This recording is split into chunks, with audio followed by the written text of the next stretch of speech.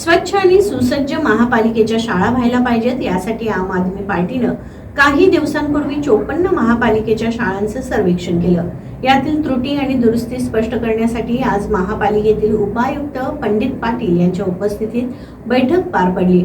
यावेळी लवकरात लवकर महापालिकेच्या शाळांची दुरुस्ती केली जाईल, अशी माहिती उपायुक्त पंडित पाटील यांनी दिली आहे. दिल्लीमध्ये महापालिकेच्या सुसज्ज आणि स्वच्छ शाळांचा पॅटर्न कोल्हापूर महानगरपालिकेच्या सर्व शाळांमध्ये राबवावा, यासाठी आम आदमी पार्टीनं पाठपुरावा सुरू केलाय. आम आदमी पार्टीच्या वतीनं महापालिका शाळांमध्ये जाऊन भौतिक सुविधांचा सर्वे केला होता. याबाबत तयार अहवालानंतर प्रशासकीय अधिकाऱ्यांसह 54 शाळांच्या मुख्याध्यापकांसमवेत महिनाभरापूर्वी बैठक पार पडली होती. बैठकीत ठरल्याप्रमाणे शाळेतील पायाभूत सुविधा, नवीन क्लासरूम, पाण्याची सोय, स्वच्छतागृह, ओपन बार, अतिक्रमण, क्रीडा साहित्य आदी प्रश्नांबाबत मुख्याध्यापकांनी महापालिकेस कळवलं होतं. या मुद्द्यांवर महापालिका प्रशासनाने आप पदाधिकाऱ्यांची आढावा बैठक पार पडली. अध्यक्षस्थानी उपायुक्त पंडित पाटील होते. शाळा प्रशासनाधिकारी आर.व्ही. कांबळे यांनी सर्व शाळांमध्ये सीसीटीव्ही बसवण्याचं काम सुरू करण्यात आल्याचं सांगितलं.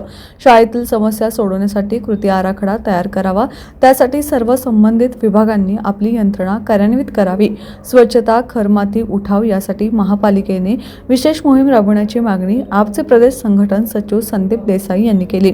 यावर उपायुक्त पंडित पाटील यांनी मुख्याध्यापकांकडून आलेल्या मागण्यांचा अभ्यास करून कामाचं नियोजन करून यावर पुढील आठवड्यात बैठक घेणार असल्याचं सांगितलं. यावेळी शहराध्यक्ष उत्तम पाटील, अभिजित कांबळे, समीर लतीफ, दुष्यंत माने, विजय हेगडे, संजय नलवडे, उमेश वडर, मयूर भोसले, सहाय्यक प्रकल्प अधिकारी रसूल पाटील, उपशहर अभियंता रमेश कांबळे, सुरेश पाटील, कनिष्ठ अभियंता दत्तात्रय पाटील आदी उपस्थित होते.